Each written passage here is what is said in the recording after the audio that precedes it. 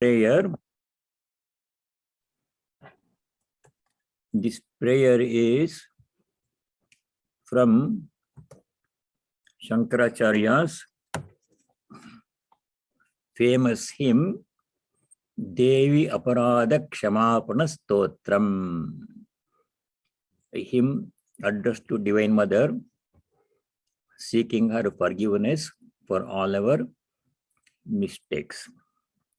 This is on page 196 of Universal Prayers, the book Universal Prayers, the first one on that page. Om Namokshasya Kanksha Nacha Vibhavavancha Pihrudime Navijnana Peksha Shashimukhi Sukhecha Pina Punaha Atastvam Sangyache Janani Jananam Yatu Mama Vai Mridani Rudrani Shiva Shiva Bhavani Tijapataha Om Shanti Shanti Shanti. O Divine Mother, I have no desire for liberation, moksha, nor any hankering for wealth, nor do I cherish any desire for knowledge or any other desire for happiness. O Mother Divine, this much only I ask of you. May my life pass in reciting your divine names. Om peace. May there be peace and joy in our hearts. May there be peace and harmony amongst all beings. May there be peace everywhere in nature. The only thing we want from the Divine Mother, we don't want wealth or fame or long life or pleasures or property, none of those things. They are nothing. Chanting her name, spending all our time remembering her and chanting her name, that's the greatest blessing we can seek from the Divine Mother. If we have that, nothing else matters whether we have anything else or not. Raji, welcome. Very good. Asha Ben is there, Asha Karwadkar. Now we start with the continuous 17th chapter, study of 17th chapter.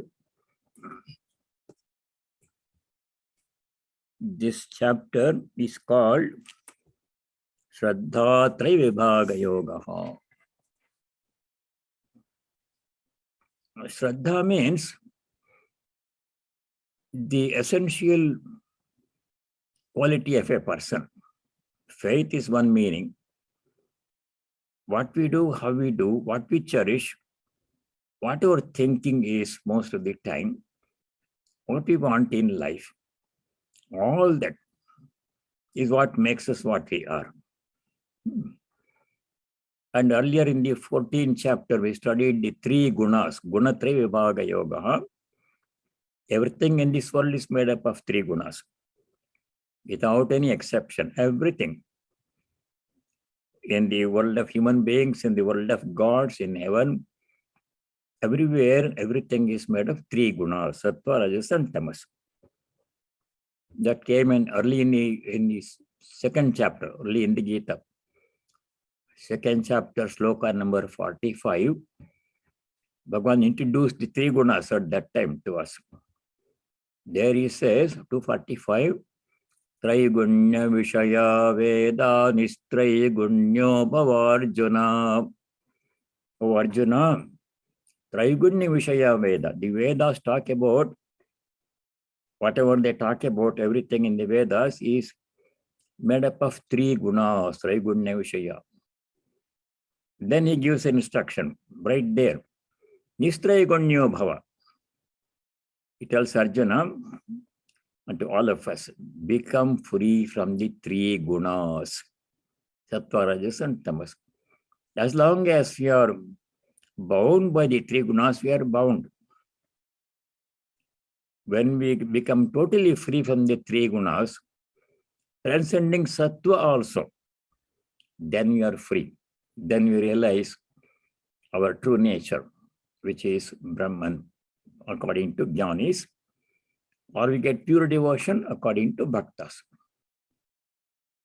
Transcending all the three gunas, that can be, should be done in stages. Right away, we cannot do. Whatever tamas is there, that we have to eliminate, reduce gradually, and rajas also to be reduced, but we need some rajas for activity. Rajas combined with sattva, that is good to do sattvic deeds. Then eventually we become totally sattvic, then that sattva shows us the way to freedom from all limitations and shows us the way to God, to our own abode. You remember the story of the three robbers Sri Ramakrishna says in the Gospel. The third robber who came back untied the knots of the merchant who had been tied by the other robbers to a tree and shows him the way to go to his home. Our true home is God, Parandhama. We belong there. We don't belong here. This is not your true home. You are caught by the three robbers in this world. This world is a forest. We are tied up by the rajas. Sattva shows us unties the knots. Knots here means all the impurities of the mind. Knots of the heart. Hridaya Grantihi, they are called. Knots of the heart. The ties limit us in every which way. So sattva makes us free from all the limitations and weaknesses and shows us the way to freedom, to God. You go this way, you will reach God. Sattva is telling us. So we have to cherish sattva. Eventually that also will be left behind. So that is what we studied. Now, when Bhagavan Shri Krishna says in 245, this Traigunya Bhava, means that is the ultimate, become free from all the three gunas, including sattva. This ultimate stage. Right now, we have to become free from tamas and much of rajas. Some rajas we can keep for activity. Even to do some activities, spiritual practice, we need a little bit of rajas. Combined with sattva, that is good. So that is what we are studying now. Now in the 17th chapter, Sri Krishna specifically gives instructions on how these three gunas affect every aspect of our life. The food that we eat, the work that we do can be sattvic, rajasic, tamasic. The thoughts we think can be sattvic, rajasic, tamasic. Our speech can be sattvic, rajasic, tamasic. Everything that we do, our whole personality can be sattvic, rajasic, tamasic. Usually combination of these three. So we have to work on this combination, reduce, eliminate tamas gradually, and keep some rajas, and eventually become sattvic, and eventually transcend sattva and go to God. That's the journey we are in. We are in the middle of that journey. So far we have studied 6 shlokas in the 17th chapter. And Arjuna's question, let me see. Arjuna's question at the beginning of this chapter is, what is the nature of a person who is endowed with faith, Shraddhayanvitaha? He or she performs all actions, but disregarding the instructions of the scriptures, Shastra. In the last chapter of the 16th chapter, last sloka of 16th chapter, we were told, but for whatever you do, you should follow the instructions of the Shastra and do every work according to the instructions given in the Shastra, scriptures. Shastra is your guideline, provides your guideline for you deciding what to do, what not to do, and how to do what we have to do. Last sloka, chapter 16, sloka number 24. Tasmat shastram pramanam te karya akarya vyavastitau. In deciding what is karya, what is to be done, what is akarya, what should not be done. In making the decision, where do we get the guidance from? Shastras. Then, whatever we do should be done according to the instructions given in the Shastras. Tasmat shastram pramanam te karya vyavastitau jnatva shastra vidhanoktam karma kartum yaha arhasi. Instructions to Arjuna. Shastra vidhanoktam jnatva, knowing, ascertaining from the Shastras how to do certain things and what not to do, you have to perform all your duties in this life. To Arjuna, he said. We are pursuing that one here. So Arjuna's question was, those who do their duties with faith, but not following Shastra instruction. Anyway, they do. Shastra says give charity. These people give charity, but they don't do it in the way prescribed by Shastra. They do in their own way. Shastra says do tapas, japa, meditation, study of scriptures you do. These people do in their own way, not as prescribed in the Shastra. What happens to them? What kind of people are they? Who either they don't know the Shastras or they are not interested in ascertaining what the Shastra says, how to do something. They just do things. They do the right things, but in their own way. What happens to them? What kind of people are they? That was Arjuna's question in the first sloka. The rest of the chapter is all instructions from Bhagavan Sri Krishna. Then, in the second sloka, Sri Krishna says, Trividha bhavati shraddha tehinamsa sabhavaja. Three kinds of attitudes or dispositions are there among people. How do these dispositions arise in us? Some people are predominantly sattvic people. Some are mainly rajasic, have some sattva, some tamas. Some people are mainly tamasic. They only do wrong things, violent things, and unmentionable things. They have some rajas, some sattva also is hidden in them. What makes them different? What makes each person what he or she is? How does one develop his nature? That is answered in one word in the second sloka, Svabhavaja. Our own previous samskaras. Svabhavaja means, Shankara says, Janma Janmantara Krita Dharmadi Samskaraha Maranakale Abhivyaktaha Svabhavaha Uchyate.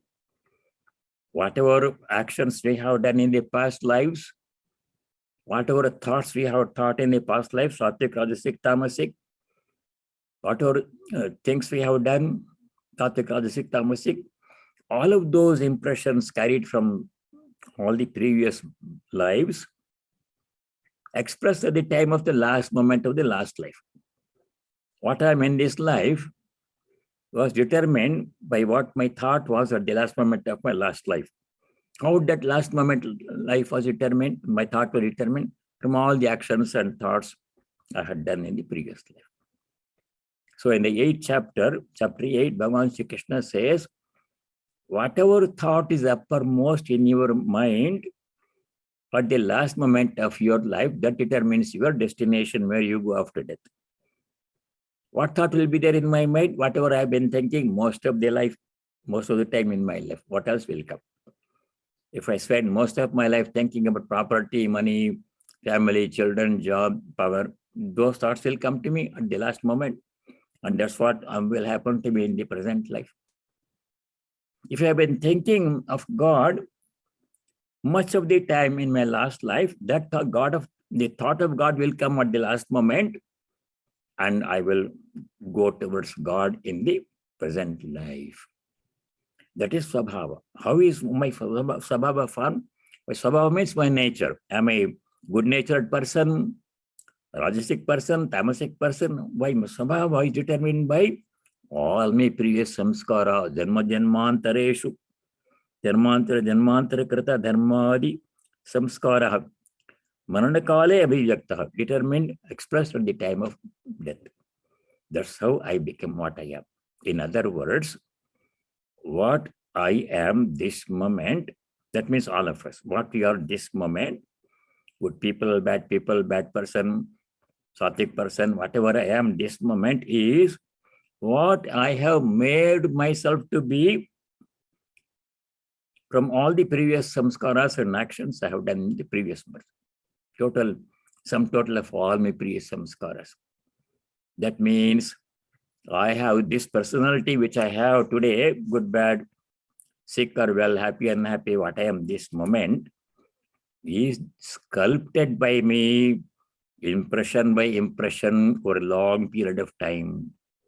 If I'm suffering, I can't blame anybody else for my suffering. I made myself suffer because of my wrong impressions I myself created. It's in my hands. This is what Swamiji says when he says, Swami Vivekananda says, you are the master of your destiny. My happiness and unhappiness is all due to me. My suffering is due to me. Nobody else is to be blamed. So that is our sabhava, built by myself over a period of time. What I am today is that if I am sattvic, that is my own creation. If I am tamasic, that's my own creation. But the good part of all of this is since I created my present with my past action, I can change my future with my present actions. I can change my present action, my present thoughts, words, speech, and action. I can make them all sattvic by effort, self-effort, saprayatna, and become a sattvic person by the end of this life, hopefully. And then next life, final destination will be reached. This was explained in the 6th chapter of the Gita, slokas 40, 41, 42. So that is the good news. Now, having known this one, we have to do all our actions. The food we eat must be sattvic. The speech I say must be sattvic. The thoughts I think must be sattvic. The actions I do must be sattvic, in a sattvic way. That's what is going to be described in the rest of the chapter. So first thing is, beginning from shloka number 7, that's where we have to start today. 7, 8, and 9, Sri Krishna describes something very important, which we do every day, to which we have to pay attention, namely the food we eat. There's something that everybody does every day, many times.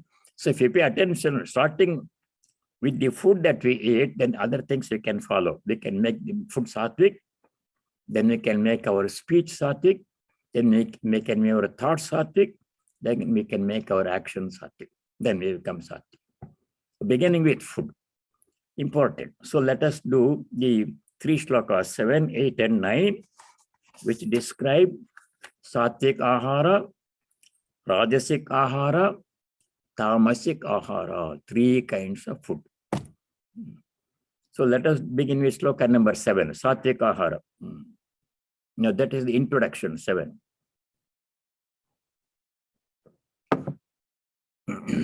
Shloka number 7. Aharastapi sarvasya trivido bhavati priyaha yajnastapastatha dhanam tesham bhedamimam shrunu. Bhagavan says, listen to me about the 3 kinds of ahara, 3 kinds of yajna, 3 kinds of dana, 3 kinds of tapas. Ahara, yajna, dana, tapas. 4 things are described in this chapter. More things come in the 18th chapter. The first thing is mentioned is ahara. That's something that we do every day, everybody does. So if we control our ahara, make it sattvic, then our personality will become sattvic, because our personality depends upon what we eat. Now, one important thing has to be noted here before we go further into the discussion of sattvic ahara, rajasic ahara, etc. What is ahara? when we hear the word ahara, ahara means food. When we hear the word food, all we think of is the food that we eat and drink. Rice, dal, and chapati, whatever, or pasta, so many things. Big concern about food. Food is the major topic of our daily life. Much energy, time, and resources are spent in thinking about food. Animals also eat food, but without much fuss. Whatever food is available, naturally they eat and done. But we have so huge, elaborate arrangement for food. Whole TV channels are there talking about food, recipes. So much fuss. So we have to understand ahara. Meaning of ahara means ahriyate iti ahara. Ahriyate means that which is taken in is food. Now, how many things we take in? Not just the food that we eat through the mouth, eat and drink. That's one kind of ahara. Besides that, 5 other kinds of ahara we are eating every moment. We don't pay attention to that one. Ahara means to us only means the food that we eat in the dining room, kitchen. No, that's not all. Just one kind of food only. The real meaning of ahara is everything that I take in through any of the 5 sense organs, jnanendriyas, is ahara. Everything that I see is food to the mind. How it becomes food? Because if I see auspicious signs, photos of holy people, gods and goddesses, then sattvic thoughts will go to my mind. My mind becomes pure. But if I see all kinds of shows on the TV, internet, which contain profanity, violence, and all unmentionable things, that's what I take in. Mind becomes polluted by what I see. What I see is as much food as what I eat through the mouth. Affects the mind. So what I should do? See only sattvic drishya, sattvic sight. We should not see bad, evil sights. Keep pictures of gods and goddesses in your room, Sri Ramakrishna says. So that sattvic thought will go to the mind through the things that we see. Same thing about hearing. I can hear all kinds of sounds. I can hear sattvic sounds, which means the chanting of God's names and glories, chanting of devotional songs and hymns, all sattvic food going through the ear to the mind, making the mind pure. Or I can hear all kinds of lyrics which are harmful. Some of the, what they call pop music, or whatever in this country, is all rajasic, tamasic, mostly tamasic. People enjoy listening to them. All bad things, bad lyrics, thoughts of violence, words of violence, everything. No. That is tamasic ahara. That's why there is a prayer which we say at the beginning of all our classes. Many of our classes, we say Vedic prayer. Bhadram karne vishrunayama deva. O Devaha, O gods, may we hear only auspicious sounds with our ears. Important food. What we hear is food to the mind. If we hear inauspicious sounds, that pollutes the mind. Auspicious sounds, names and glories of God, God's name, scripture, recital of scriptures. If we hear sattvic food, makes the mind pure. So that food must be sattvic. Not only what we eat, what we see, what we hear. Similarly, through other sense organs, what we touch, what we smell, and what we taste. 5 sense organs, 5 roads, 5 kinds of food enter in the mind every moment of waking state. That is purification of food. We have to purify everything we see, touch, taste, and smell, and eat. That purifies the mind. Sattvic ahara means that. All other kinds of things we should avoid. Rajasic, tamasic food, rajasic, tamasic sights and sounds and places we should not eat. We should not partake. They pollute the mind, harmful. And one more kind of food is there beside the five. What is that? All the thoughts we think.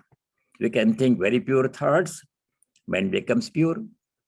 What you put into the mind in our thoughts is in our control. I can think of very bad thoughts, pollute the mind, bad food I am putting into the mind, making the mind impure, causing a lot of trouble, suffering.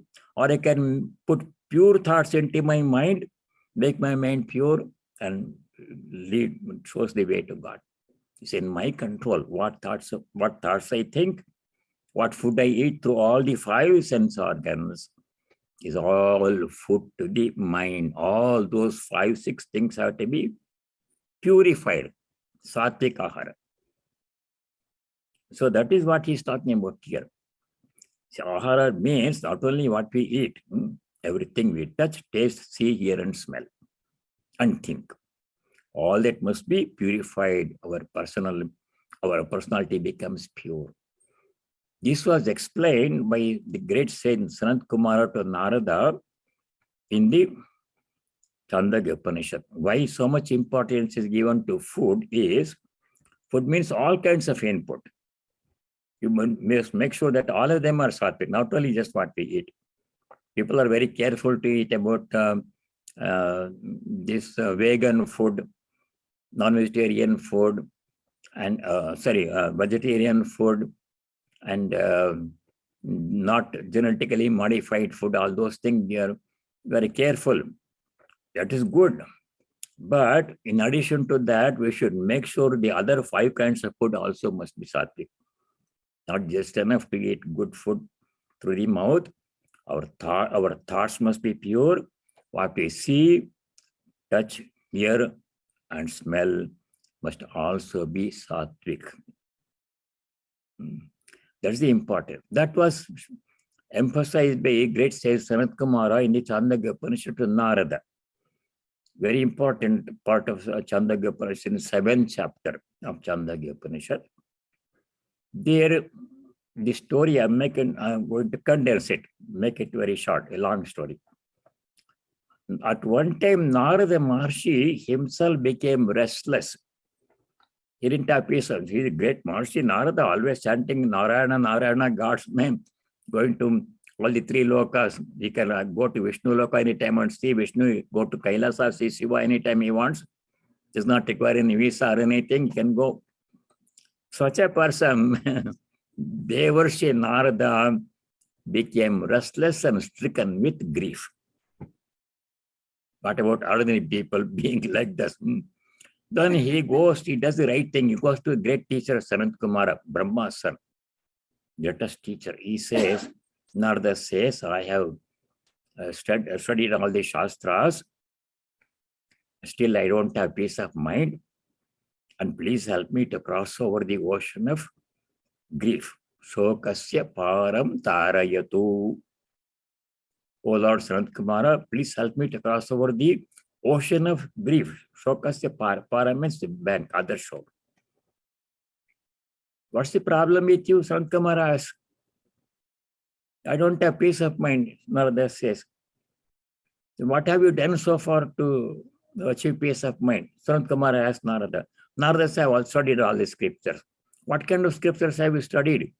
Sanat Kumara. Narada gives a very big list, long list of things he has studied, beginning from astronomy to zoology, botany, dentistry, chemistry, palmistry, astronomy, mathematics, grammar, logic, social sciences, including herpetology, everything. He mentions a big, long list. And he says, I've studied all these things, I still don't have peace of mind. That means study of Aparavidya does not give peace of mind. We can study, do PhD in several subjects. That's good. It is necessary. We have to study Aparavidya, very essential. But it serves a limited purpose. For this life, it helps. Necessary, but not sufficient. It can bring us pride also, attachment to fame and etc. It will bring. Necessary, but not sufficient. Besides Aparavidya, what really brings us permanent, eternal, infinite peace is Paravidya, knowledge of God, knowledge of the self. Without that, Aparavidya is only to limited extent it is useful. You have to have it. So Aparavidya is what Narada was lacking. Then Narada himself knows that one. He says, Shrutam Shri Bhagavad Drishebhyaha Tarati Shokam Atmavit Iti. And why I'm saying all these things is the importance of food, all kinds of food. Narada says, Sant Kumara says that one. So Narada knows the solution also. He says to Sant Kumara, I have heard from great teachers like you that a person can cross over all shoka, sorrow and grief permanently only by knowing the Atman. Atmavit shokam tarati iti shrutam. I don't have that one. Please teach me. Narada says. So Sant Kumara, what he does is highly skilled teacher, best teacher. He takes Narada from where he is. First step from where we are. The teacher must come down to the level of the student and lead the student from where the student is. From that first step, 1 step, 2 step, 3. That's what Sant Kumara does. Through a series of 18, 19 steps. We don't go through all of that now. Sant Kumara takes Narada step by step to all the way up to knowledge of the self. And then he says, concluding instructions, Sant Kumara says to Narada seeking happiness, freedom from grief. He says, Bhumaiva sukham navalpe sukhamasti. True happiness, sukha, true happiness come, not worldly happiness, temporary coming and comes and goes condition, not that happiness. True happiness coming from God, coming from knowledge of the self, from jnana, or pure devotion. That comes only from knowing the infinite. Bhuma means infinite, which is God, Brahman. Other knowledge of other things will give limited happiness, time bound, time limited. Now, alpe sukham asti, there's no real pleasure, happiness in the limited offerings of the world, alpa. Then martyam tadalpam, that which perishes, goes away in time, is alpa, cannot give happiness. Therefore, what should Narada do? Narada's question is, where do I start? You gave me 19 instructions, but I am here now. Step 1, what should I do? Sant Kumara teaches the essence. The most important teaching Sant Kumara gives is this one, about food. He says at the end of all the teachings, Sant Kumara says to Narada, Ahara shuddhau sattva shuddhi. Ahara shuddhau sattva shuddhi. Sattva means mind. Sattva has 3 different meanings. The word sattva has different meanings. Sattva means sattva guna, which is studied in the 14th chapter, sattva rajas tamas. Sattva means the mind. Sattva shuddhi means purity of the mind. Sattva also means any object, anything. So here, sattva shuddhi means mind, purity of the mind. How does purity of mind will come? Ahara shuddhau sattva shuddhi. Purify your food, take in good food, your mind will become pure. Your mind will become pure. Sant Kumara says to Narada, when the mind becomes pure, sattva shuddhau, when the mind becomes pure, dhruva smritihi. Smriti means recollection, remembrance of God all the time. All the time we think about God. We think about world most of the time. Food we eat and work we do and family, job. That's not really important. They're important to a limited extent. We have to think about God almost all the time. Then mind becomes pure and sattvic. Or shuddhau sattva shuddhi, mind becomes pure. Sattva shuddhau, when the mind becomes pure, dhruva smritihi. Smriti means recollection, recollection of God. Dhruva means permanent. We will all the time be able to remember God only when the mind becomes pure. Mind becomes pure by eating pure food, all 6 kinds of food.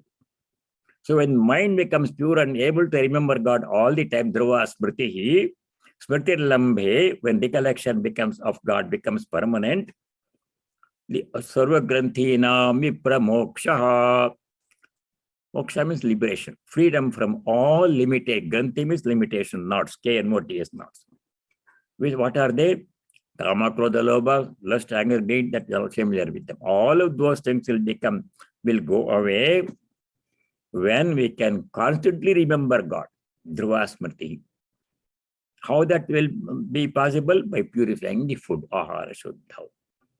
Their ahara means, Sanat Kumara, by ahara, he means not just the food that we eat in the kitchen dining room. There's one kind of ahara.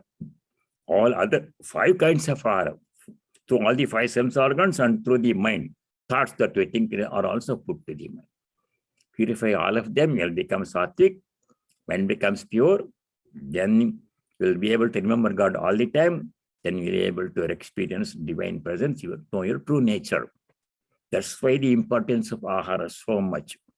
So, coming back to shloka number 7, aharasya sarvesya trivido bhavati priyaha. 3 kinds of ahara, sattvic, rajasic, tamasic. Then similarly, yajna, dana, tapaha. All the sacrifices we do, yajna means any word goodness yajna. As the 3rd chapter, we'll go back to that. Dana means charity, we give. Must be sattvic, not tamasic, rajasic, dana. Tatha tapaha. Many meditation, tapa, austerity we do must be sattvic. 3 kinds of this. Now, after that introduction, 8, 9, and 10, in these 3 shlokas, Bhagavan is going to describe what is sattvic ahara, what is rajasic ahara, what is tamasic ahara, which you should avoid. So let us see what is sattvic ahara. Shloka number 8. Ayusatta balarogya sukha priti vivardhana rasya snigdha sthira hridya ahara satvika priya. Satvika priya ahara means food that is dear to sattvic people.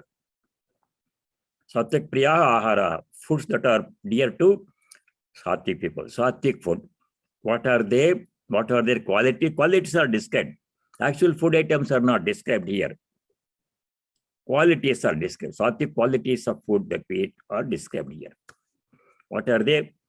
Ayuhu. The food that we eat and all other kinds of food that we think must be promoting longevity, must enable to live longer with good health. See, now in this country, people in every country, of course, people pursue certain lifestyles which cut down their lifespan. You know, some studies have shown that the professional football players, national football, NFL players, their average lifespan is about 10 years less than average American lifespan. Studies have shown that one. So violent is the game. For fame and limelight and money, they engage in the very violent professional football game, which takes a very heavy toll on the body. Heavy injuries, concussions and everything. They died 10 years younger on an average than average American people. Not only that, almost worse than that is the bodybuilders. You know, I've seen the bodybuilder competition, bodybuilding competition. Fantastic muscle, big muscles, and they can show every muscle, isolate everything, no fat in their body. Can isolate every muscle and show you. But it comes at what cost? They die in their 40s and 50s. Bodybuilders die very early because all of them, almost all of them, I heard from a bodybuilder, professional bodybuilder, all of them take steroids and growth hormones that enable them to get big muscles. They all affect the liver and the kidney and stomach and all the organs. They don't live very long. Just big muscles they show. So that is not food that promotes longevity. Ayu means the food that we eat must help us to live longer, sattvic food. So be careful about what we eat. what we think on the other things. Ayuhu, sattva. Sattva means strength here. The food that we eat must give us strong. Strength is of three kinds. One is bahubala. That means physical strength, muscular strength. That is necessary, but it's not permanent. In old age, even the strongest person will become very old and weak in old age. But it is good to some extent to be strong. Physical strength is necessary, but that's not all. More important than is mental strength. Mentally, we should be very strong. More important than is spiritual strength. In the Upanishad, it says, a weak person cannot realize God. Nayamatma balahinena labhyaha. An important statement. Ayamatma, this Atman cannot be known, nalabhyaha, balahinena, by a person who is devoid of strength, weak person. Strength is necessary. Body actually strength is to some extent important, not ultimate. It's temporary. We should have physically, we should be well-built, strong people. Swami Turiyananda was a very strong person. Swami Turiyananda, Swami Brahmarupananda, Swami Vivekananda, they were all going to gym in the earlier years when they were young people, doing a lot of exercise and wrestling and everything. Swami Turiyananda was very strong. He could do 500 push-ups non-stop when he was young. So strong he was. But that was very strong. He was physically. It became with age, it went away. Severe austerities, not only age. Severe austerity means no proper food, he was to live in some hut in the Himalayas, Malmora area, in a hut at night, no protection, and food. Once in 2 days, he would go for begging. Not every day he would not go for diksha, because going back for diksha takes an hour from his meditation. Always meditating, studying scriptures, meditating on the Atman. Didn't want to waste even a few minutes to go for begging for food. Once in 2 days, what the villagers would give, some roti, chapati. Poor people, what else can they give? That you would keep for 2 days and eat. If it became dry, roti became dry, no refrigerator, nothing, no storage. And at night or next day, he would dry that, he would moisten that dry chapati in water, make it wet, make it soft in water and eat that one. That's the food. So severe austerity, no proper food, no rest, nothing. So body became very weak. Eventually he had severe diabetes. Those days for diabetes, there was no insulin or any such modern treatment, some homeopathic goli, something, severe carbuncle and all those things, So that is one kind of strength, bodily strength. Sattva, mental strength. The food that we eat must make our minds also strong. And the food that we eat must make our moral strength also we should have. Moral strength is very important. All that with good food we can get. Ayusatta bala, arogya, good health. The food that we eat must be very good for health. Certain things that people eat are not good for health at all. All kinds of things that eat, they may be tasty, may be good, but they are not good for health. So that we should not eat. Arogya, sukha, they must make us mind happy and cheerful. All tamasic kind of food will make the mind tamasic, not good for us. Sukha means the food that we eat must be sattvic and make our minds pleasant food. Our minds depend upon the food to quite a large extent. What the food we eat affects the mind. So it must be sattvic food, make our mind calm and pleasant, cheerful. Preeti, sukha, preeti, happy. Vivardhana, they increase all these. The food that we eat must increase. Vivardhana means they must increase all these things. Ayuhu, sattva, bala, arogya, sukha, preeti. That kind of food we should eat. And moreover, some more qualities of food mentioned, second line, Shloka 8. Rasyaha. Rasa means the essence. In Tamil, they call rasam. In this essence, spicy essence. Good to taste. It must be food but it must be tasty, tasteful, and must be have good essence. Rasa snigdha. Snigdha means oleage, and that means it must not be dry, moist, somewhat oily. Snigdha. Sthira must be firm.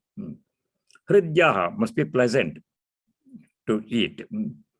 Ahara satvika priyaha. These kinds of food are very much liked by sattvic people. They are sattvic food. We have to eat those things. They are conducive to good health, peace of mind, happiness, and sattvic qualities. Those are the kinds of food we should eat. Sattvic ahara, sloka number 8. Now, sloka number 9 describes rajasic ahara. Rajasic ahara, these are not very difficult to understand. General instruction, which you know. Katvam lalavana tikshna tikshna ruksha vidahinaha ahara surajasasyeshta dukkha shokamaya pradaha. Sattvic, rajasic ahara are being described. Katu means bitter. Some foods are bitter. Katu amla. Amla means acidic, sour kind of food. Lavana means very salty food. Ati ushna, very hot food.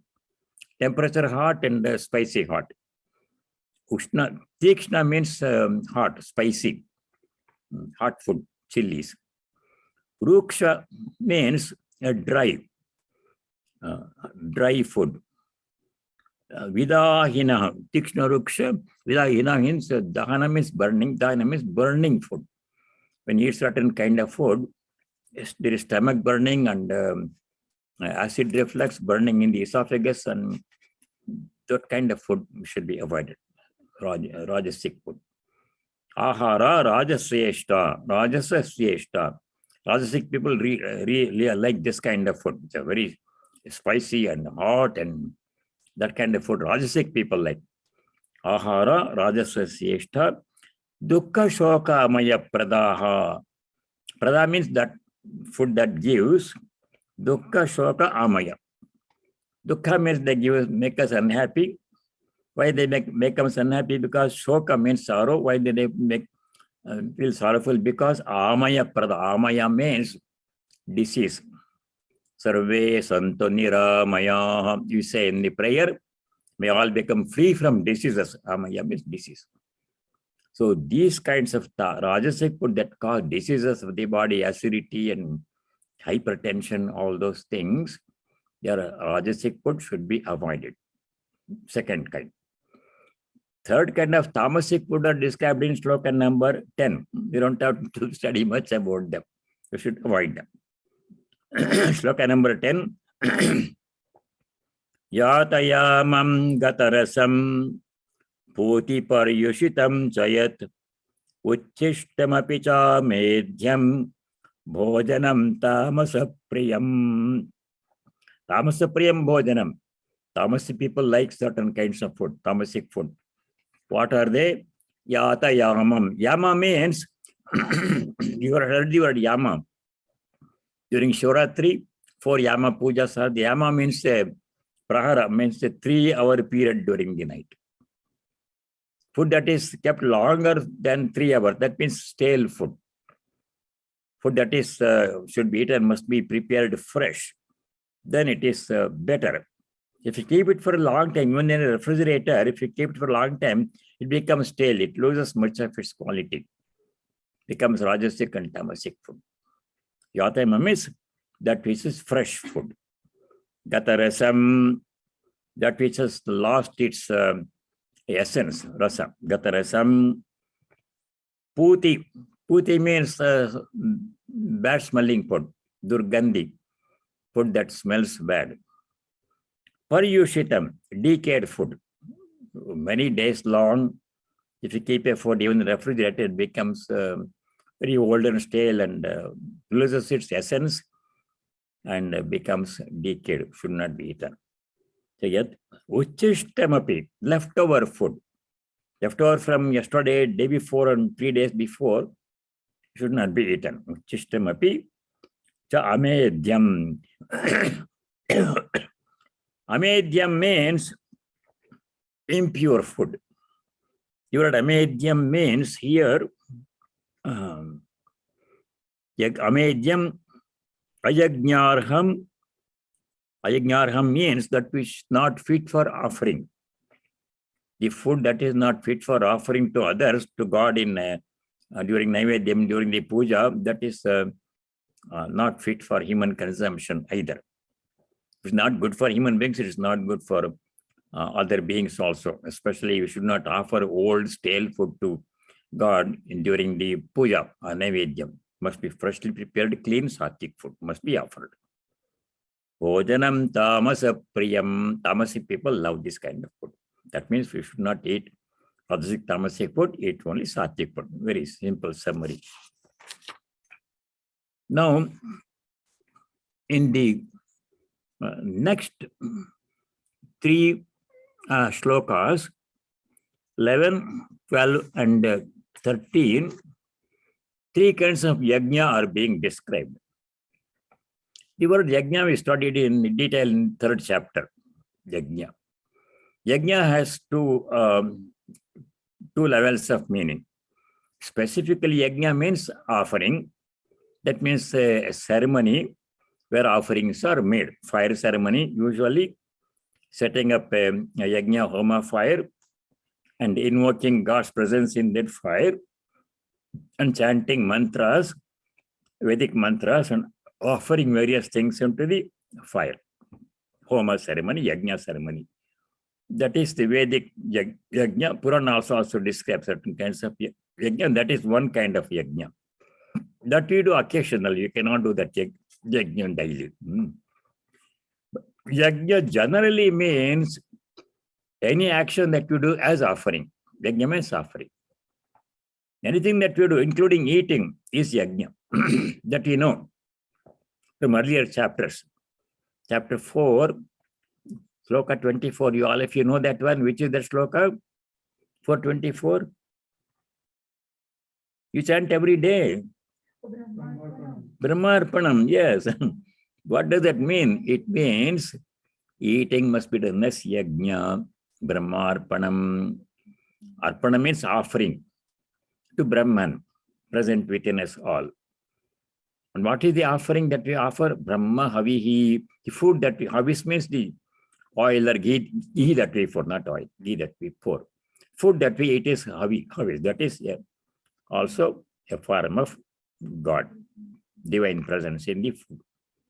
Brahma, now, the Agni, the digestive power within in our stomach to digest the food. What is that? Brahman. How do we know that the Agni in our digestive power is Brahman, God there? Shloka in the chapter 15, you studied that one. Aham Vaishvanaro Bhutva Praninam Dehamastita. I remember that shloka. There, what does it do? The Lord says, Aham Vaishvanaro Bhutva. Assuming the form of Vaishvanara Agni, the fire of digestion, Praninam Deham Ashritaha, have taken up residence in all the bodies of all the living beings. Human beings, Vaishvanara is present there, digestive power. Animals, Vaishvanara is present there, digestive power. Plants, God is present there in the plants and digestive power. How is he present in the plants? In people, we can understand. The food we eat is digested in the stomach. God's power digests that one. How about in the plants? You take any plant. You take a mango tree. Mango tree is either cultivated in a mango grove where people put fertilizers and water and take good care of them, or they grow in wilderness in India, mango tree. What is the input for the mango tree?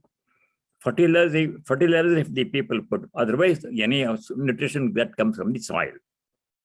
Trees go in wilderness, there is no fertilizer, nothing. Rainwater, nutrition from the soil, absorbed from the soil and air and sunlight. This is all input to the mango tree. What is the output? Very tasty, nutritious mango fruit.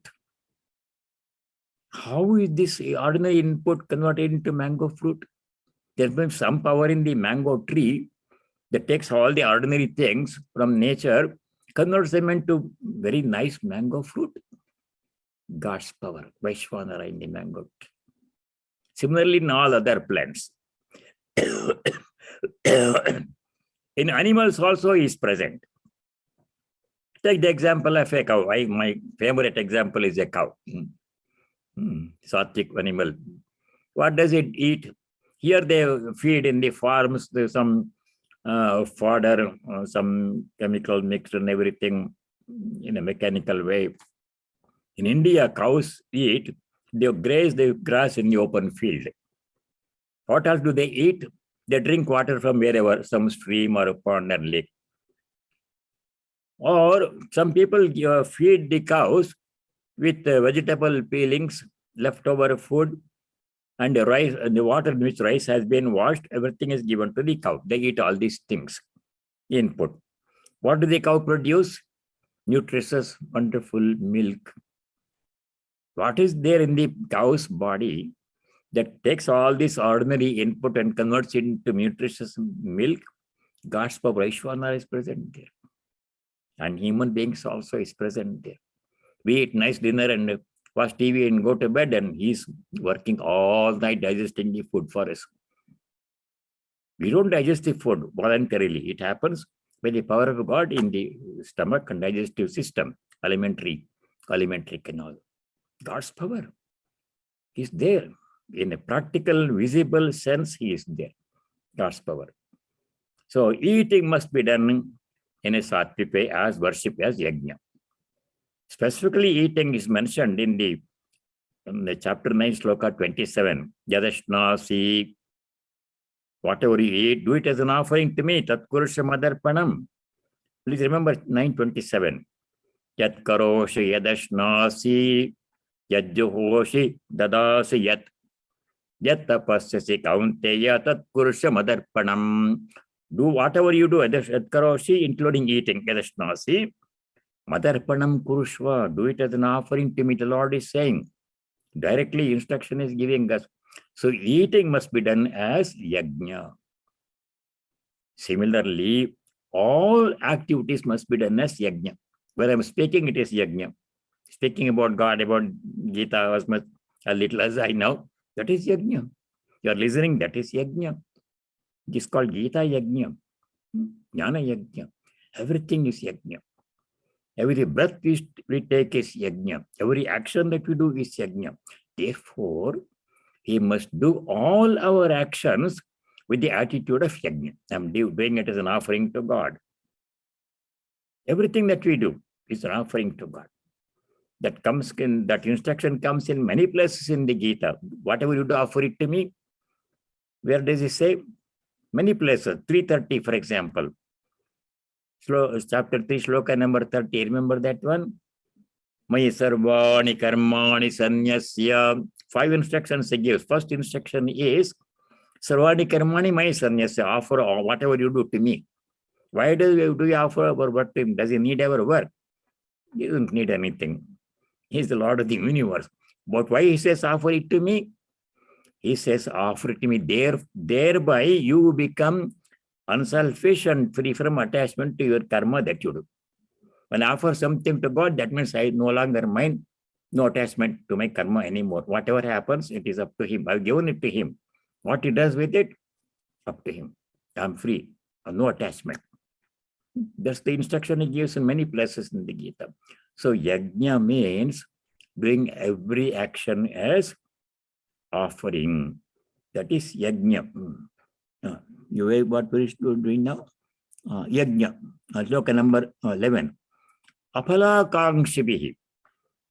Phalakangsha means, phala means fruit of action. Akanksha means desire. This without designing fruit of action. Fruit will come anyhow. When you do any work, it will come. Result will come. We can't stop it. But I'm not attached to it. I have no expectation. If good result will come, accept it calmly. Don't become proud and arrogant and celebrate. If bad result will come, that also accept calmly without complaining, becoming angry. Because result is not in my hands. just studied in the second chapter. You only have control over the work you do. You have no control over the result of your work. Sri Krishna said that one. Where? 247-48. Very important shlokas. Karmanyevadhikaraste mahapaleshu kadachana. Remember the shloka? Karma we have to do in the best way we can, as yajna, as offering, with shraddha, with faith, with love, with gratitude. Everything that we do should be done like that, as offering to God. But result, whatever comes, we accept it. If it is unpleasant, it's okay with me. If it's pleasant, it's okay with me. I don't celebrate if it is pleasant, become proud. If it's unpleasant, I don't become angry, depressed, and bitter by many other people. Why? Because fruit is not in our own control. In the next chapter, Sri Krishna is going to say in the 18th chapter, the result of our work is not under our control. Many other factors besides what we do, our effort, play a part in shaping the result of our work. Many factors, like what other people do in the workplace. I may do the best work that I'm able to give. But if a coworker is doing something not right, it affects the result of my work. That coworker may be in some other country right now. Earlier, the coworker used to be in my next desk. But now that coworker is in some other country, working when it is night for you here. And what he does affects your work. This all happens to the computer. You don't see his face, right? Is it true? So what do? We have no control over the outcome of the work. Whether, for example, environment of the office, of the family affects the work that we do. So what we should do all our work as offering and then remain equanimous when the result comes. Siddhyo siddhyo samo bhutva samatvam yoga uchyate. 248. Siddhi means success, asiddhi means failure. Siddhya siddhyo samo bhutva, remaining equanimous in success and failure. Do your work, accept everything with equanimity. That equanimity is essence of yoga. Samatvam yoga uchyate. So that is what he is describing here. Abhisan afala kangshibihi, without being attached to the fruits of action. Afala kangshibihi, yajnaha ijyate, that yajna which is done, any action that is done, either ritualistic yajna or any action that done as yajna. Yajna vididrushtaha, according to the scripture, the instructions of the scripture, vididrushtaha. That's so for last look in chapter 16 we saw, follow the instructions of the Shastras. Following the instructions of the Shastra, doing all our work. Everything that we do must be according to some procedure prescribed. There is a way to do anything, action. There is an instruction manual for everything in the workplace. We also have instruction manual to how to lead our life. God has given that instruction manual. And how to speak, how to eat, how to do all our work, the instruction is given to us in the Shastras. Comes to the parents and teachers. That we have to pay heed to that one. Do everything in the prescribed way, not any way we like. Vididrushta, according to proper procedure. Yajna yajjate, that yajna which is done. Yashtavyameva iti, mana samadhaya. Focusing the mind on the work as something that is to be done. I have to do this work. Yashtavyam. Yajna has to be done. This work I am doing as offering, focusing my mind on the work that I do, manasandhaya, samadhaya, as offering, as worship, with love, with gratitude, to all our work. With great love we have to work, with gratitude we have to work, joyfully. Not complaining and grudgingly, oh, I have to do this, I'm stuck with this one, get it out of the way. That's a bad attitude. Any work that we do must be welcomed as an opportunity to serve the Lord. All work is do is service to the offering to the God. And also we must be grateful for the work that we do. As I said before, work is a privilege. It's to be welcomed. Why work is a privilege? Because two things are being granted to us by God, which you don't recognize as gifts. What are they? Two things God has given us: opportunity to work to be done, ability to do work. Both are very precious gifts.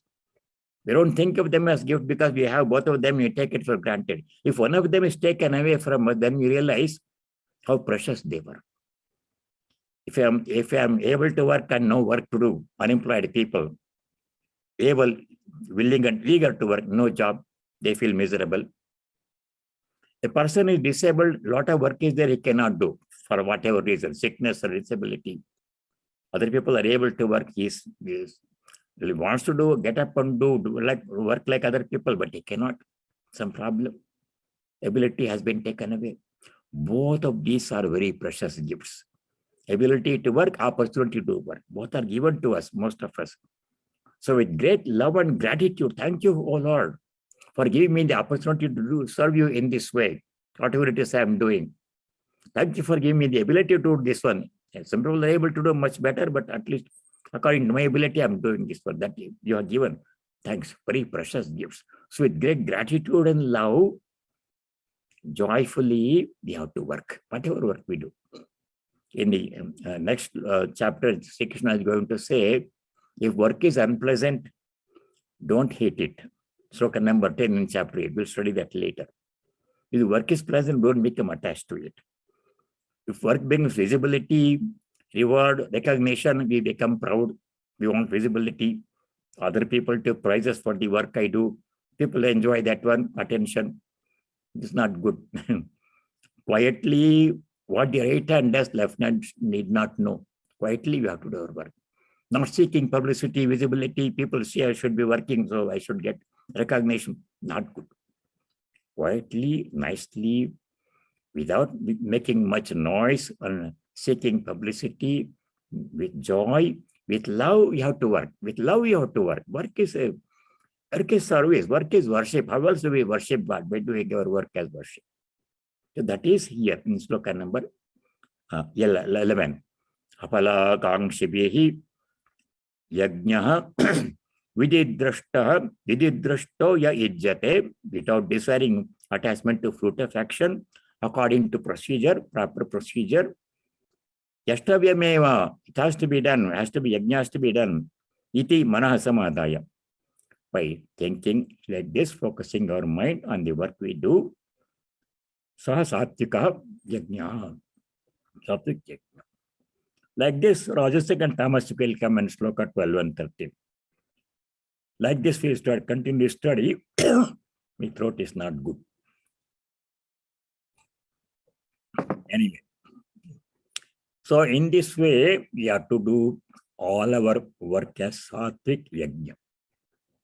Brings great joy, peace of mind, and takes us closer to God. All work is spiritual practice. Not only japa, meditation, but work that we do, cooking, cleaning, eating, talking, walking, everything is worship of God. Every step we take is worship of God. Everything we see is worship of God. Everything we hear is worship of God. Everything we say is worship of God. If we do that one, our whole life becomes a continuous stream of worship. Always worshiping. Even including sleep. Shankara says, Nidra Samadhi Sthiti. So let us stop here. 3 kinds of yajna, 3 kinds of dara, 3 kinds of tapas, and 3 kinds of ahara. Those are the subjects we are going to study in this chapter. Closing prayer. Om Sarve Bhavanta Sukhinaha, Sarve Santo Niramayaha, Sarve Bhadrani Pashyantu, Ma Kaschid Dukkha Bhag Bhavet. Om Shanti Shanti Shanti. Om, may all be happy. May all be free from diseases. May all realize what is noble, auspicious, and dharmic. May no one be subject to any kind of misery. Om peace, Adhyatmika Shanti, Adi Bhautika Shanti, Adi Daivika Shanti. Hari Om Tat Sat.